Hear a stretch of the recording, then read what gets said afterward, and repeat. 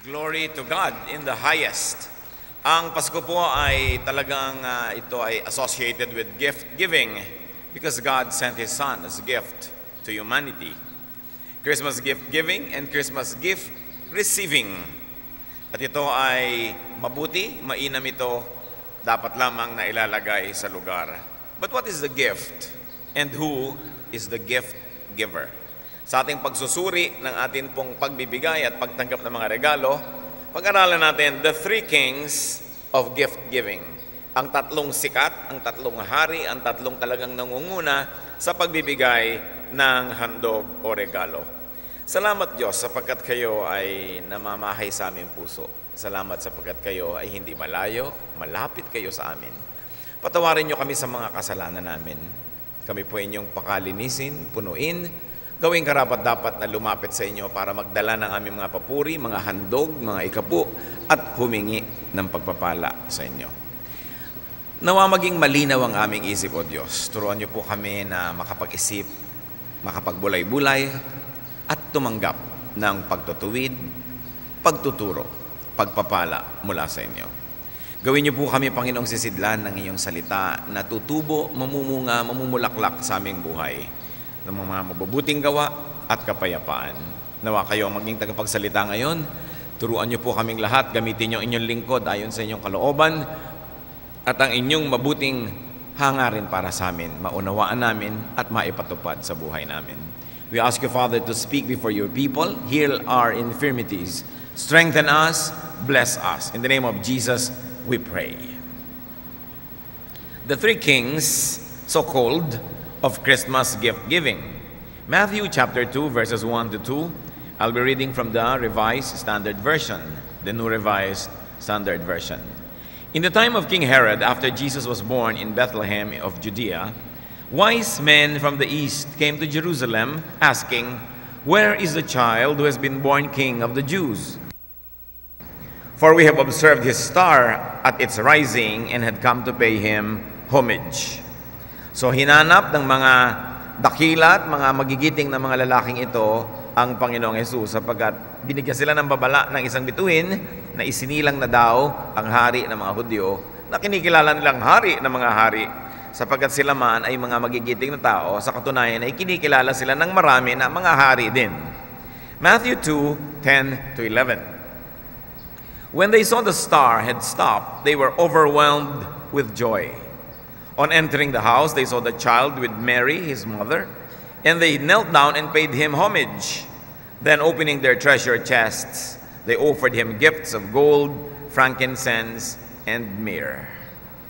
Sa tradisyon, kinikilala silang three kings kasi tatlo yung regalo na binanggit dito. So, iniisip ng iba, tigit-tigisa sila ng regalo, so dapat tatlo sila. Ngayon, kung tatlo man sila o higit doon o kulang, hindi naman yun ang mahalaga. But they were kings of gift-giving. Nakita nila yung star at pagkatapos sinundan nila yon. Yung general direction was near Jerusalem, but when they were already there in Jerusalem, hindi na nila alam yung detalye kung nasaan yung ipinanganak na sanggol. Subalit kagilagilalas, ang tala na ito ay umaandar, lumalakad, at sila ay pinasunod, at sumunod naman sila, nadala sila sa Bethlehem. Ang Bethlehem po ay mga ilang kilometro ang layo mula sa Jerusalem. Kung magkukwatse kayo, mga 10-15 minutes, ganun kalayo. At yan ay narating nila, at nung tumigil ito sa bubungan, sa tapat ng bubungan ng bahay na kinasisidlan ng bata, sila ay nagalak at pumasok at dinala nila ang kanilang mga regalo. So sa tatlong kings na pinag-uusapan natin, sino ang mga wise men na ito? They are king number 3. Or probably what we can say, the wise men as gift givers or others as gift givers. Iba, mga ibang tao, yung sila, gift givers sila. Someone or people outside of yourself. Ang pinag-uusapan natin dito na sentro ng pagtingin sa mga gift givers, yung sarili natin. So yung mga wise men na to, others, sila yun. They were people outside of yourself. And these wise men wanted to pay homage. They gave gifts, and we can see that they traveled. They made a way to give their gifts, and then once they found the baby, they gave the same gifts. So nais silang sumamba, nais silang magbigay galang, nais silang magbigay ng handog, naglakbay sila, gumawa ng paraan para madala ang handog na ito sa paanan ng bata. The gift giving was up to them. Sila ang may pakana. And it was dependent on their decision and their capacity to give, to travel, and to find the recipient. Ang pagbibigay na ito ng King number 3, galing sa kanyang kalooban, ayon sa kanyang kakayanan na magbigay, at sapagkat sila ay mga mayayamang tao, nakapagbigay sila nitong mga mamahaling mga regalo, kinaya din nila na maglakbay. Mahirap maglakbay noon. At kung may mga dala kayong kayamanan, pwede kayong harangin ng mga tulisan at mga agawan kayo ng kayamanan nyo. So meron silang kasama mga gwardya, marami silang kasamang magluluto pagka sila nagugutom sa daan. It was a big group. Ang binanggit lang dito yung mga pangunahing tauhan. At nakaya nilang hanapin itong dapat makatanggap ng kanilang regalo. Una, marunong silang magbasa ng mga babala sa kalangitan. Ang kalangitan ay nababasahan ng mga babala, nakita natin. At nakita nila yung estrella na yon, yung bituin na yon, at nung meron ng kailangan ng specific direction, naging very, very specific din yung guidance na binigay sa kanila, pero nakaya pa rin nila itong basahin. So itong ganitong uri ng pagbibigay ay nakaasa, nakasandal dun sa nagbibigay. And it was centered on the gift items. Ano ba yung dala? Ano yung ipinagtanggol nila? Ano yung kanilang iningatan sa pagbabiyahe? At ano yung ngayon ay kanilang tinanggal sa mga balutan at dinala sa paanan? It was centered on the items. Ang tanong nga okay, ang gaganda ng mga regalo nila, nasa na yun ngayon? Ano kaya ang nangyari doon dahil hindi na uli nabanggit kung saan na napunta yun at anong nangyari, pero nagregalo sila. This was the first party, the first group of kings, or King 3. What about King 2? Dito sa ating pinag-aaralan. Iniimbento lang po natin itong convention na King 3, King 2, King 1, okay? Para makita natin na tatlong uri ang nagbibigay. Isa yung group 3, ibang tao, labas sa inyo. Yung group 2, King represented by Mary, or oneself. Kung ang tingin natin sa mga wise men, sila, itong group number 2, tayo. Specifically, kayo. And very specifically, para hindi kayo malito, ikaw. Kasi yung kayo, akala pa natin group. Tagalog kasi ikaw, kayo. Very respectful, kayo, marami, pero ikaw. Ako. Gift giver din ako. Gift giver din ikaw, kapatid. Si Mary sa Luke 2, 15 to 19, when the angels had left them and gone into heaven, the shepherds said to one another, "Let us go now to Bethlehem and see this thing that has taken place, which the Lord had made known to us." Alam natin na yung mga nag-aalaga ng hayop ay nasa labas, at gabing-gabi nagdatingan ng mga anghel, bumaba sa langit, nag-awitan, at sinabi sa kanila, isinilang na ang tagapagligtas, isinilang na si Jesus. Pumunta kayo sa bayan, makikita nyo yung ganitong mga babala, at yun, makikilala nyo kung sino yung isinilang. At sabi nito mga pastol, halika, pumunta tayo, tingnan natin. So, they went with haste and found Mary and Joseph and the child lying in the manger. When they saw this, they made known that they had been told them about this child. And all who heard it were amazed at what the shepherds told them. But Mary treasured all these words and pondered them in her heart. So habang binigyan ang bata ng regalo nung mga dumating na mga wise men, which happened later, mas una itong binabasa natin ngayon, anong binigay ni Mary sa kanyang sarili? Mary gifted herself. She treasured and pondered in her heart all the words she heard.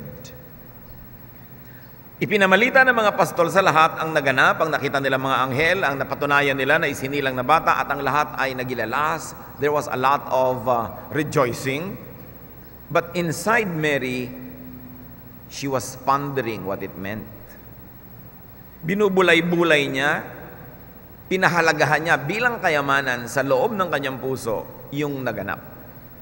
Yun ang regalo ni Mary sa sarili niya. Nagregalo siya sa sarili. Now, this kind of gift-giving was up to her.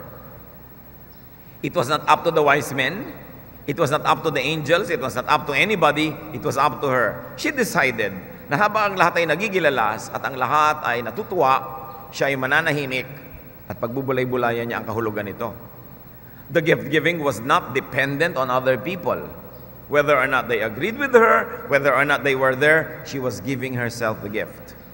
The gift-giving was focused not on the material gifts, but on ideas. She was pondering them in her heart. What it could have meant to be chosen by heaven to become the mother of Jesus. What it could have meant to get into this situation, and what else it could mean in her future. Yun ang kanyang regalo. Tahimik na pag-celebrate. Tahimik na pagdiriwang na sinarili niya, nasa kanya lang. At nung siya ay pumunta kay Elizabeth na kanyang pinsan, na nauna nang nangyari kaysa dito sa panganganak na ito, nandyan na yung pagbibigay niya ng regalo sa kanyang sarili. Luke 1:46-49. And Mary said, "My soul magnifies the Lord, and my spirit rejoices in God, my Savior. For he has looked with favor on the lowliness of his servant. Surely from now on, all generations will call me blessed. For the Mighty One has done great things for me, and holy is his name." So while the beautiful and royal material gifts were given to Jesus, Mary gave herself a gift. Hindi naman kasi siya niregaluhan ng mga wise men eh. Hindi rin naman siya niregaluhan ni Joseph. Nagregalo siya sa sarili. Isinaloob niya yung kahulugan ng mga nangyayari. So nasa kaluluwa niya, nasa espiritu niya yung celebration. Ngayon man mga kapatid, may celebration na outward, tawanan, hampasan, kainan, party dito at party doon. Hindi masama. Pero si Mary nagpakita rin sa atin ng isang uri ng pagreregalo, at ito hindi pagreregalo kung kani-kanino, pagreregalo sa sarili. Sinarili niya, tahimik na pagdiriwang, subalit malalim at makahulugan. Mary counted her blessings. Mary focused on her blessedness as God's instrument. And Mary appropriated the gift of God to the world for herself. Sa isang very positive na paraan, inangkin ni Mary ang Pasko. Sinarili. Sadya, ito ang kahulugan nito. Ito ang aking pagdiriwang. All generations will call me blessed. Tumanggap ako ng kaisa-isa at unique na pagpapala mula sa langit. Ito ang aking papahalagahan. So, king number 3 were the wise men or others. King and gift-giving number 2 is Mary or oneself. And of course, king number 1 in gift-giving is God. Binaligtad natin 3-2-1 in terms of importance, in terms of power to be able to give. Luke 1:26-37, but we will not read all, only chosen parts. In the 6th month, the angel Gabriel was sent by God to a town in Galilee called Nazareth, to a virgin engaged to a man whose name was Joseph, of the house of David. The virgin's name was Mary, and he came to her and said, "Greetings, favored one, the Lord is with you." So ang Lord, ang God sa heaven, ang talagang gift giver. Siya ang nagpadala sa anghel, siya ang nagpadala ng Espiritu Santo, siya ang pumili kay Mary, siya ang nagpasya na ipapanganak ang kanyang anak na si Jesus dito sa mundo. So talaga, ang king number 1 in giving is the King of Kings, the Lord of Lords, God our Father in heaven. God was the originator of the gift giving. God was the giver. Ang Diyos giver. Nung nilikha niya ang tao, binigyan niya ng isang planeta na napakayaman, napakaganda, nagbigay talaga siya agad. Kaya tayo nagbibigay din sa Diyos eh. Sapagkat yung pagbibigay, gusto ng Diyos. Gusto niyang nagbibigay, at siyempre gusto rin niyang binibigyan. Kayo man, kung kayo yung mayaman, kayo yung manager, kayo may-ari ng kumpanya na namimigay kayo ng mga 13th month pay, namimigay kayo ng mga 14th month pay, namimigay kayo ng mga bonus, mga regalo, hinahanap nyo din naman na bigyan kayo. Kahit naman lang hindi nyo siguro kailangan yung ibibigay, pero ang kailangan nyo yung maalala kayo. At maisip nyo na, naaalala naman pala ako. So may kanya-kanyang pangangailangan ang tao. Katulad ni Mary, hindi siya nabigyan ng material gifts, kaya inalala niya kung ano yung ibinigay sa kanya mismo ng Diyos. At yun ay isang bagay na malalim, isang bagay na espiritual. John 3:16, For God so loved the world that He gave His only Son, that everyone who believes in Him may not perish, but have eternal life. So Diyos ang nagbibigay, Diyos ang nagmamahal. Galatians 4:4, but when the fullness of time had come, God sent His Son. So God's gift to us is His Son, the Spirit, and therefore God's eternal presence, His eternal love, His non-ending blessing. So ito, giver number 1 is God, gift giver number 2 is Mary or others, and gift number 3, or Mary or oneself rather, and gift giver number 3 is others, represented by the 3 kings. Kasi sa buhay natin mga kapatid, yan din yung gift givers. Kaya natin tinitingnan sa ganyang kwadro o sa ganyang pananaw. Now let's do ranking of gift givers in our lives according to this train of thought. Giver number 3, let's call them the good gift giver or good gift givers. Sila yung represent nung wise men or the others. Sa buhay natin ngayon, sino yung others? Family members, friends, colleagues, even strangers. They give us gifts. And they are good as gift givers because they can give us gifts. Their thoughts, their efforts, and their capacities enable us to receive gift. And therefore, they make us happy. Sino po ang mga king number 3 sa buhay nyo na nagbibigay sa inyo ng mga regalo? Diyan sila kasali. Pinapakulay nila ang ating buhay, pinapasaya nila tayo, nakakadagdag sila ng kaligayahan, lalong-lalo sa mga ganitong okasyon. But they are only good, they are just good because they may not think of us. They may not remember us all the time. They may not exert the effort. They may not have the capacity, or they may not succeed in getting the gifts to us. Nung tinignan natin yung mga wise men, inisip nilang magbigay kay Jesus, tinandaan nilang magbibigay sila, pinagtrabahuhan nila na magbigay, naglakbay, may kakayahan sila maglakbay at magbigay, at nagtagumpay silang maibigay yon. Pero, hindi lahat ng gustong magbigay sa atin, o hindi lahat ng tao, magagawa ito. Kung minsan, hindi kayo nareregaluhan ng mahal nyo sa buhay. Kung minsan birthday nyo, hindi naalala. Pasko, yung anak nyo, nung nagkaroon ng girlfriend, doon na nakasiksik sa girlfriend niya ng Noche Buena, hindi na kayo napuntahan. Pwedeng mangyari yon. O kaya, nagkaroon ng kulasisi si mister, doon na nagregalo kung kanino. Or gusto kayong bigyan, pero walang kakayanan, hindi pwede, hindi kaya. Gusto kayong taniman ng isang matunog na halik sa inyong pisngi, pero nasa Qatar, hindi siya makarating, malayo. Pwedeng nagsikap, nagpadala, nagpa-DHL, pero nawala sa koreo ang regalo, hindi nagtagumpay. Ito ang problema, mga kapatid. Kung umaasa tayo sa regalo ng iba, kasi pwedeng ayaw naman tayong regaluhan, kahit kaya. Pwedeng gusto tayong regaluhan, pero hindi kaya. So, mahirap kung yung kaligayahan natin, iaasa lang natin sa iba. They may be willing, but not able. They may be able, but not willing. And people can forget. People can be limited. In fact, people can be selfish.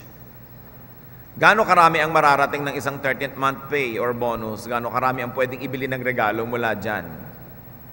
People are people. People are human. We are bound to be weak.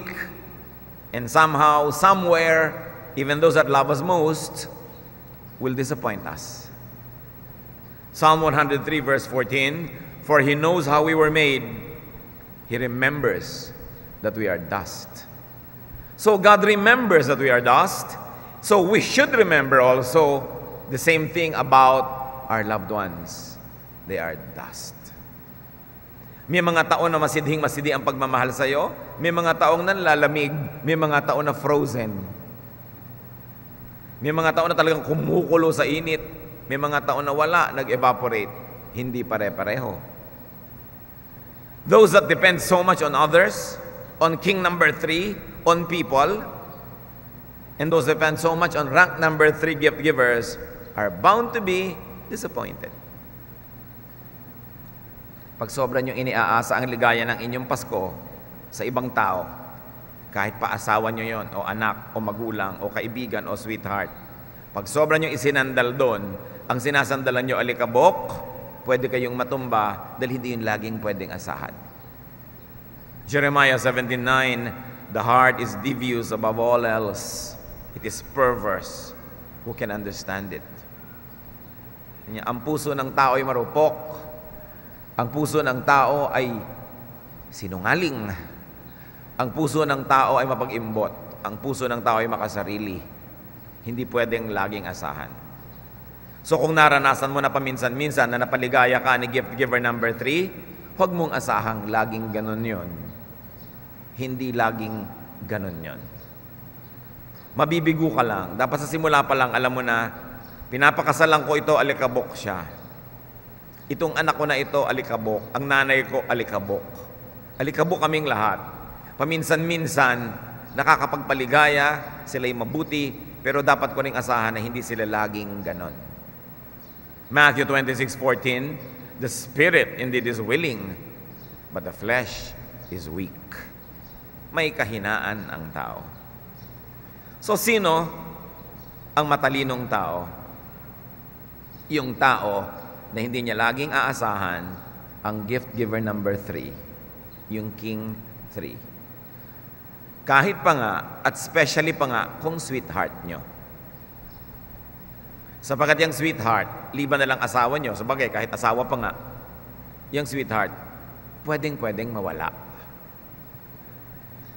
Merong isang matalinong tao na nagsabi siya, reserve your greatest kindness to your friends because they will always be there.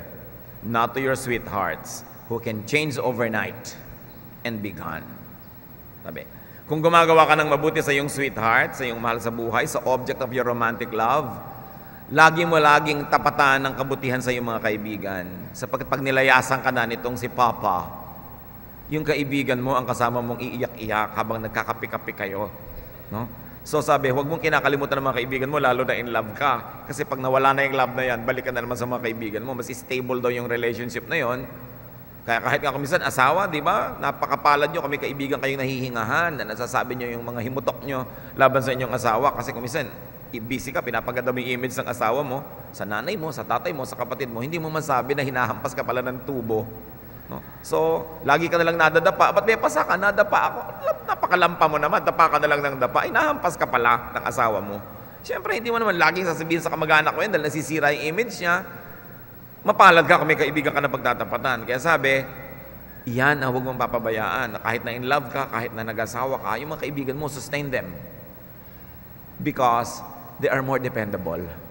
Yung kasing romantic love, fleeting eh. Talagang nagsisidi, nag-aapoy, naglalagablab, pero ang dali ding biglang maging frozen. And there is a very thin line between romantic love and hatred that it is so easy to hate the one you used to love. So kailangan wise ka daw. No? Friends can be more consistent gift givers than sweethearts. So why depend too much on king number 3? Why not think of the better gift giver? Kasi yung other, good naman. Good yun, good gift giver. But there's the better gift giver, oneself, represented by Mary. Meron bang taong laling makakaalala ng birthday nyo kundi kayo? Meron bang taong nakakaalam kung anong size nyo kundi kayo? Kung anong gusto nyong regalo kundi kayo? So we often forget that we ourselves could be our best friends. That we ourselves could be our better gift givers. Huwag nating tanggalin yung good gift givers, King 3. Pero may King 2, kayo mismo. Ang tao na makadiyos, ang taong marunong, ay marunong magmahal din sa kanyang sarili. Sapagkat pag pinabayaan mo ang iyong sarili, pababayaan mo na ang lahat-lahat. You cannot give what you do not have. So it is important that you appropriate for yourself what you need, especially if other people don't give it to you. Ecclesiastes 8:15, so I commend enjoyment, for there is nothing better for people under the sun than to eat and drink and enjoy themselves. For this will go with them in their toil through the days of life that God gives them under the sun. Sabi ni Solomon, huwag niyong kalilimutan ang inyong sarili, bigyan ninyo ng kasiyahan ang inyong sarili, bigyan niyo ng puwang, pansin, pagmamahal, regaluhan niyo ang inyong sarili. Matthew 11:29, anong bili ng Panginoon? Find rest for your souls. Ipahinga mo rin ang sarili mo, hindi ikaw na lang nagpapagal para magpahinga yung iba. Mahalin mo rin ang sarili mo. Tingnan mo rin ang mga pangangailangan mo at ilagay mo rin ang sarili mo sa listahan ng mga dapat mong bigyan. Sa makatuwid, huwag kang magpakamartir, huwag kang magpakabayani lagi. Pagkatapos, pag hindi ka ginawa ng monumento, iiyak-iyak ka dyan. Uubusin mo lahat pang regalo at pag hindi ka naregaluhan, nagsasentimiento ka. So magtira ka sa sarili, iregaluhan mo rin sarili mo para pag binigyan ka ni King number 3, masaya. Pero kung hindi ka man niya bigyan, may King number 2, ikaw yon, bigyan mo ang iyong sarili. Huwag mong papayabayaan ang iyong sarili. 1 Corinthians 9:10, whoever plows should plow in hope, and whoever threshes should thresh in hope of a share in the crop. Kung sino man daw ang nagbubungkal ng lupa para magtanim, dapat may inaasahan siyang ani. At kung sino man sumasama sa harvest, nagpapagod, kailangan alam niya may kaparte siya doon sa mga bunga na hina-harvest. In other words, ang tunay na pag-ibig sa sarili, pag-ibig sa trabaho, pag-ibig sa mundo, ay kasali ang pag-ibig sa sarili. Gumagawa ka ng mabuti dahil umaasa ka rin na meron kang mapapala. Kaya mga kapatid, sino man ang gumagawa sa inyo ng mabuti, itanim nyo ito sa inyong isip. May inaasahan din yon na mapapala. At hindi yon masama. Hindi masama na nireregaluhan kayo, ina-expect niya, magre-regalo din kayo. Kung kayo yung nagre-regalo, mas mabuting huwag kayo mag-expect para hindi kayo mabigo. Pero kung kayo yung nireregaluhan, itanim niyo sa isip niyo, dapat kong suklian ang kabutihang ito. Naalala ako, dapat kong alalahanin yung nakaalala sa akin. Binigyan ako, dapat ko nang bigyan. Kung di ko man kaya ngayon, sa lalong madaling panahon na kaya ko na, magbibigay ako. Nangutang ako, pinautang ako, inaasahan ng nagpautang na siya'y babayaran. At kung hindi ko man mabayaran ngayon, lagi kong ipapaalalang, di ko nalilimot yun na, sorry, wala pa lang akong pambayad, pero naalala ko yan. Oras na kaya ko na, babayaran kita. Hindi yung pagka nagkaroon ka na ng pambayad, harurot ka na at kung saan ka na magtago at hanggang ubusin muli yung pera mo at hindi ka naman nagbayad talaga.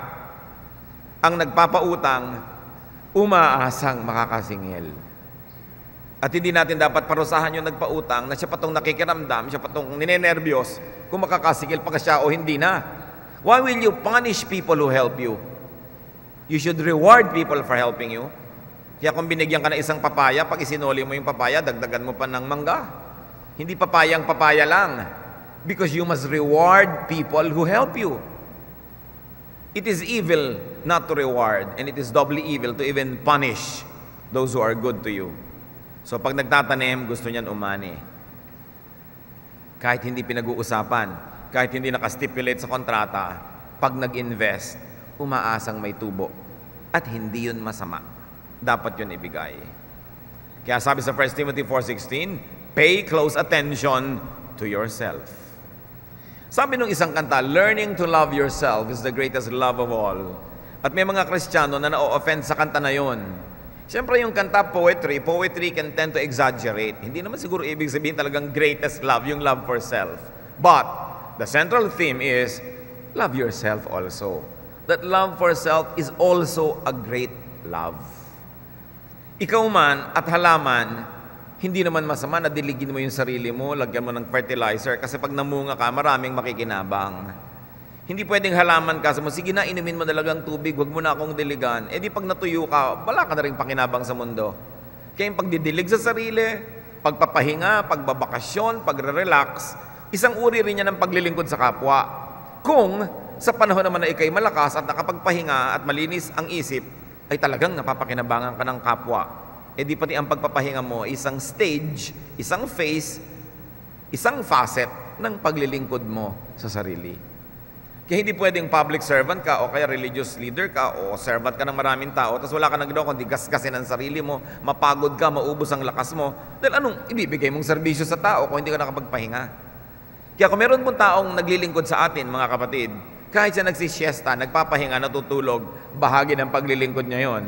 Kumbaga, pag sinabi mo doon ba sa cellphone na nagcha-charge, walang kwentang cellphone to, nagcha-charge. Eh, anong gusto niyo sa cellphone niyo? Low bat? Paano niyo papakinabangan ng low bat na cellphone? Kailangan mag-charge. The charging is part of serving. That's why we should allow people to also charge and recharge, to rest. That's why we should also give rest to ourselves. Kaya sabi ni Jesus, pay close attention to your soul, to your rest. Take care of that. Sabi ni Solomon, enjoy, have fun, be happy. Because if you're happy, people around you will be happier. Ministry natin, mga kapatid, na pasayahin ang sarili natin. Kasi pag malungkot kayo, marami kayong idadamay. Marami tayong hindi mapapasaya din. Kaya habang pinapasaya ang sarili, don't feel bad. Basta't hindi lang sarili lang at yun na lang at wala nang iba na inaasikaso sa buhay. So mahalin din ang sarili. At kahit sa pag-ibig, magtira para sa sarili. Huwag niyong ubusin, huwag niyong ibigay lahat. Sapagkat pag hindi kayo sinuklian, zero kayo, nothing. No? Kailangan may natitira. And respect yourself. Especially in romantic love. And very especially, kung hindi ka nire-respeto. Sino pang matitira magre-respeto sa iyo, kapatid? Hindi sarili mo na lang. Kaya kailangan nire-respeto ang sarili. Kahit sa mag-asawa, hindi ka ginagalang ng asawa mo, galang mo ang sarili mo. At turuan mo siyang igalang ka. Kailangan yon. Demand it. Expect it. Live it. Dahil ika'y tao, marangal, nilikha sa wangis ng Diyos, hindi ka pwedeng gawing doormat. Respect yourself. Be kind and be good to yourself. In other words, up to a great degree, love yourself. It's very biblical. Galatians 5:14, you shall love your neighbor as yourself. Hindi sinabi lang na you shall love your neighbor. Sabi, you shall love your neighbor as yourself. Kung paano mo minamahal ang sarili mo, mahalin mo ang iyong kapwa. So, ang iyong utos dito, given na mahal mo ang sarili mo. At ang sabi, kung paano minamahal ang sarili mo, ganon din pagmamahal ang ibigay mo sa iyong kapwa. E di kung wala kang pagmamahal sa sarili, anong pagmamahal ang ibibigay mo sa iyong kapwa? Ito pong turong ito ay paalala sa mga taong sobrang mahal ang sarili tapos hindi na mahal yung kapwa. Kaya sabi, kung paano mo mahal ang sarili mo, mahalin mo rin ang kapwa mo. Pero hindi sinabing huwag mong mahalin ang sarili. Huwag mo lang kakalimutan na kung gaano mo kamahal ang sarili mo, ganoon mo rin kamahalin ang iyong kapwa. So, do not love yourself less than you love others. And very especially if they don't love you. Alam niyo mga sobrang naruromantic ang feeling, nai-in love. Wala nang itinitira sa sarili, wala nang dangal, wala nang respeto. Kailangan nandun yun. Kung sa palagay nyo, sa inyong pagpapakahamak, sa inyong paghahabol-habol, pamamalimos ng pag-ibig, ay may mapapala kayo, wala. Kasi una, kung mahal kayo, hindi nyo na kailangan mamalimos ng pag-ibig niya. Kaya kayo namamalimos dahil hindi kayo mahal. Ngayon, kung hindi na kayo mahal, namamalimos pa kayo, lalo lang kayo hindi mamahalin nun. Lalo kayo magiging hamak sa pagtingin niya. Lalo lang wala kayong mapapala. So, mabuti yung mahal nyo, mahal kayo, pero kung hindi niya kayo mahal, mahalin nyo yung sarili nyo. Dahil sino pang natira magmamahal sa inyo? Kailangan ganon. Marami sa pag-ibig, mamalimos ka, hahabol-habol, hindi ka na tinetextan, text ka pa ng text. Ba't di ka nagte-text? Hindi ka na nga tinetextan eh, manahimik ka. Diba? Ba't hindi mo ko pinupuntahan? You should listen to body language. Kaya gusto ko mong gumawa ng worship service para sa mga young people and young adults lang to talk about love things. Na kumisan, yung sa inyo dito, expired na para pag-usapan tong mga love things na ito, no? Yung lampas na.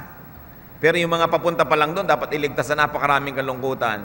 And one thing I like to remind people who are falling in love, listen to the body language.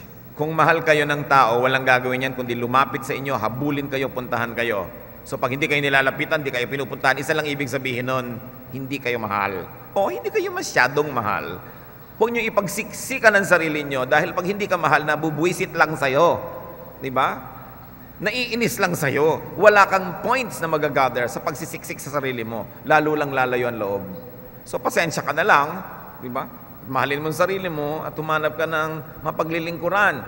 Bungkalin mo ang mga bukid, repairin mo ang rice terraces, may mapapala pa, pero isagsiksikan mo ang sarili mo sa hindi nagmamahal sa'yo, anong mapapala mo nun? Lalo lang liliit ka sa kanyang pagtingin.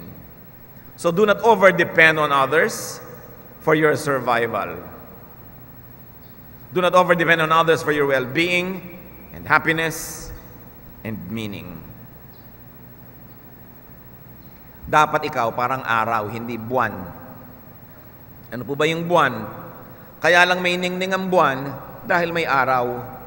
Nare-reflectan lang siya, kaya siya nandun.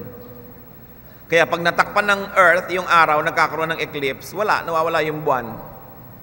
Ngayon, kung buwan ka lang ng iba, satellite ka lang, hindi ganon ang intensyon ng Diyos para sa'yo. We are lights of the world. May sarili tayong ningning, may sarili tayong liwanag na nagmumula sa Diyos na nandun sa ating kalooban. Ang dapat ang liwanag mo, hindi galing sa iba. Dapat liwanag ka mismo. Bagamat, kung naliliwanagan tayo ng iba at inspirado tayo, lalo tayo nagniningning, di ba? Pero kung nawala siya, alam naman blackout na yung buhay mo. No. Dapat may sarili kang ningning, may sarili kang halaga, may sarili kang saya. Huwag laging umasa. Huwag laging maghabol.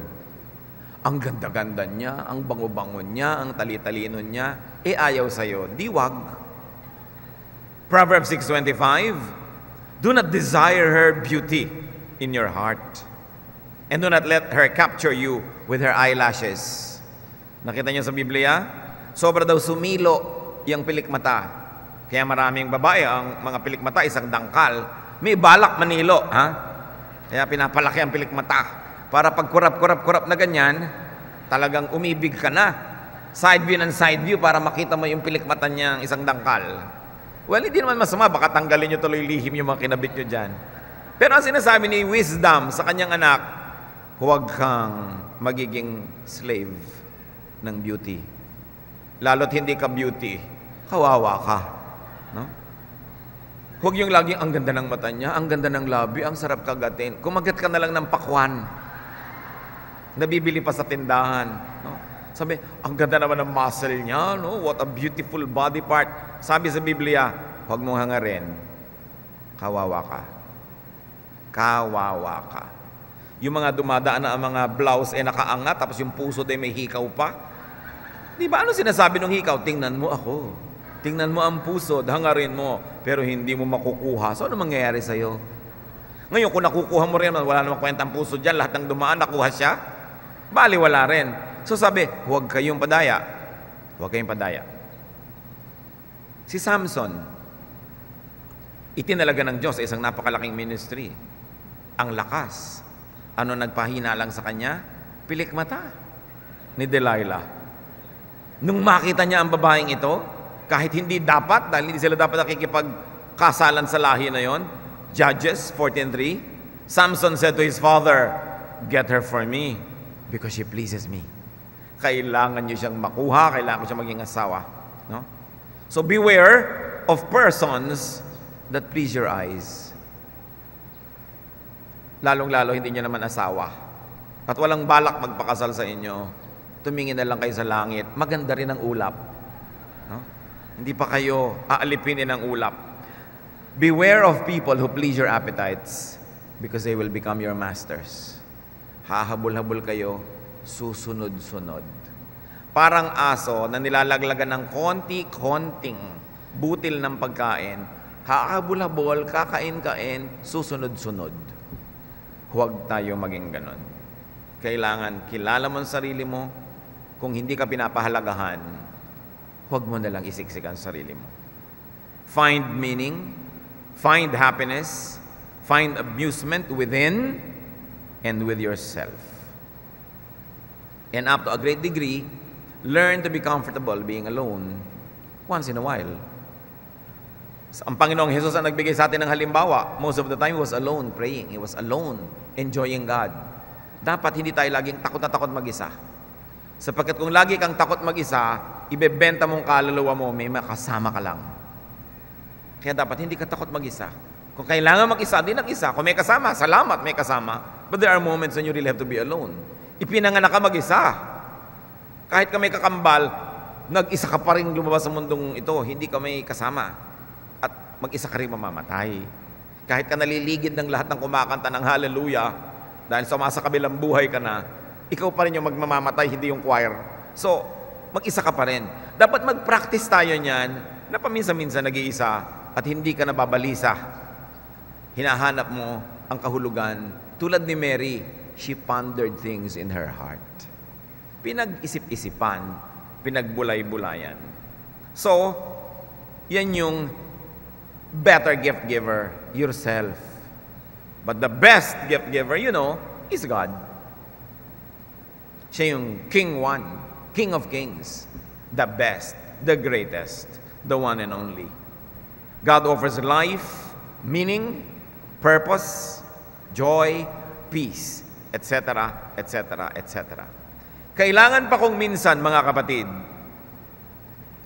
nalayasan tayo ng ating mahal sa buhay para madiskubre natin muli ang pakikipagniig sa Diyos. Kailangan pa kung minsan na magkasakit tayo at maratay para madiskubre uli natin yung pakikipagsuluhan sa Diyos. Kailangan pa kung minsan na tayo magdusa, maghirap, mawala ng pera, mawala ng lakas, mawala ng bahay para maalala natin uli kung sino ang Diyos sa ating buhay. Nawa, hindi na natin kailangang sapitin na mahubaran para lang maalala natin na ang Diyos ang nagbibigay sa atin ng damit.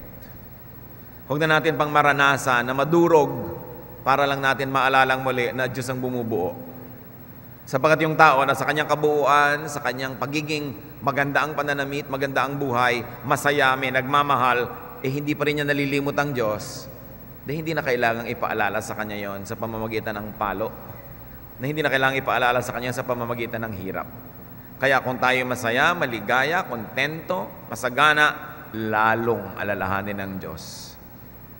Sapagkat kuminsan, kailangan mawala ang lahat ng yan para lang maalala ang Diyos. Acts 17:28, in Him we live and move and have our being. Kanino daw tayo nabubuhay? Kanino tayo nakakagalaw? Kanino tayo umaasa? Sa Diyos, hindi sa tao. Nalilimutan ko minsan yan ng mga nai-in love. Dapat laging inaalala sa Diyos. Psalm 57 verse 2, God fulfills His purpose for me. May purpose ang Diyos sa atin, may layunin, may plano. Kailangan tayong sumang-ayon, makisama sa Diyos para matupad yon. At sabi sa Ephesians 2:14, He is our peace. Pansinin ninyo, yung mga mahal nyo sa buhay, they are your trouble. Totoo o hindi, yung nababalisa ka, nagseselos ka, nagagalit ka, galing yun sa mga taong minamahal mo eh. Pero ang Diyos, He is our peace. Kaya hindi natin dapat kinakalimutan na makipag-ibigan sa Kanya, makipag-fellowship, makipagmahalan. Love God. Fall in love with God. This is your greatest gift to yourself. Let God love you. Love God above all. Huwag tayong malibang na pinapalitan natin siya ng tao o bagay o pangarap o anuman. Mark 12:30, love the Lord your God with all your heart and with all your soul and with all your mind and with all your strength. Exodus 20 verse 3, you shall have no other gods before me. Brothers and sisters, you will be most secure. You will be most fulfilled and peaceful with God as gift giver. With God as ka-exchange gift. Tingnan ninyo yung mga wise men, nung nakita nila yung bata, hindi naman sila nagpalabunutan at nag-exchange gift among themselves eh. Nagdala sila ng regalo doon sa batang si Jesus. Ganon din ang dapat natin gawin, makipagregaluhan sa Diyos. Dahil una, siya na ang naunang nagbigay. So receive gifts from others, it's good. But receive gifts from yourself, it's better. And receive gifts from God, it is the best. Position yourself as to receive blessings from God. And remember to give gifts to others, to yourself, and very especially to God. So, sa ganitong mga Kapaskuhan, sa mga important occasions, kung may nagre-regalo sa inyo ibang tao, salamat. Pero kung wala, lalo kung wala, dapat marunong kayo magregalo sa inyong sarili. Be a gift-giving king to yourself and have yourself a Merry Christmas. Diyos namin sa langit, salamat sapagkat kayo ay nagtuturo na maraming pwedeng tanggapan ng kasiyahan. Kapwa-tao, sarili namin, at kayo. Nawa itong tatlong to maging balance sa buhay namin. At matuto rin kami, Lord, to be balanced in our giving, that we give to you, we give to ourselves, and we give to others. Pagbulay-bulayan natin, mga kapatid, ang practical na kahulugan nito sa ating buhay. Let's bow before the Lord and ponder, like Mary, ponder these things in silence.